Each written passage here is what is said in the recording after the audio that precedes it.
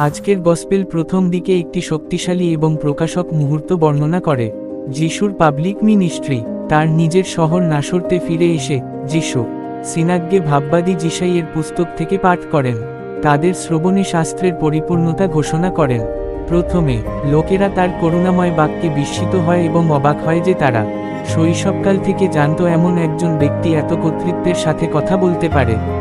যাই হোক, যিশু যখন তাদের প্রত্যাশার প্রতি চ্যালেঞ্জ চালিয়ে দেন তখন তাদের প্রশংসা দ্রুত সন্দেহ এবং ক্রোধে পরিণত হয়। তিনি তাদের মনে করিয়ে দেন যে তাদের নিজের শহরে নবীদের গ্রহণ করা হয় না এবং উল্লেখ করেন যে অতীতে ঈশ্বরের আশীর্বাদ, বিশেষ করে সারিফতের একজন অইহুদি বিধবা এবং সিরীয় নামানকে বহিরাগতদের কাছে কিভাবে প্রসারিত করা হয়েছিল।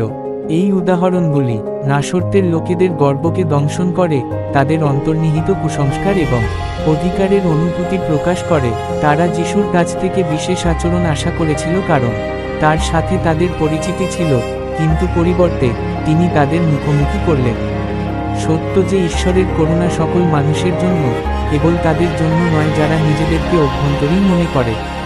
এটি জনতাকে ক্ষুব্ধ করে এবং তারা তাকে তাড়িয়ে দিয়ে হত্যা করার চেষ্টা করে। এই অনুচ্ছেদটি পাঠককে সত্যের প্রতি এবং ঈশ্বরের অনুগ্রহের বিস্তৃতির প্রতি তাদের নিজস্ব প্রতিক্রিয়া পরীক্ষা করার জন্য চ্যালেঞ্জ করে। এটি উল্লেখ করে যে ব্যক্তিগত পক্ষপাতকে চ্যালেঞ্জ করা হলে বা যখন সুসমাচার আমাদের অনুমানের মুখোমুখি হয় তখন প্রশংসা কতটা সহজেই শত্রুতায় পরিণত হতে পারে। নাজারেথে যিশুর প্রত্যাখ্যান তার পরিচর্যা জুড়ে এবং শেষ পর্যন্ত তার ক্রুশবিদ্ধকরণে তিনি যে বৃহত্তর প্রত্যাখ্যানের মুখোমুখি হবেন তার পূর্বাভাস দেয়। তবুও এটি তার লক্ষ্যকেও নিশ্চিত করে, দরিদ্রদের কাছে সুসংবাদ ঘোষণা করা, নিপীড়িতদের কাছে স্বাধীনতা এবং সকলের কাছে ঈশ্বরের অনুগ্রহ, কেবল কয়েকজনকে নয়। ঈশ্বর আমাদের সকলকে আশীর্বাদ করুন।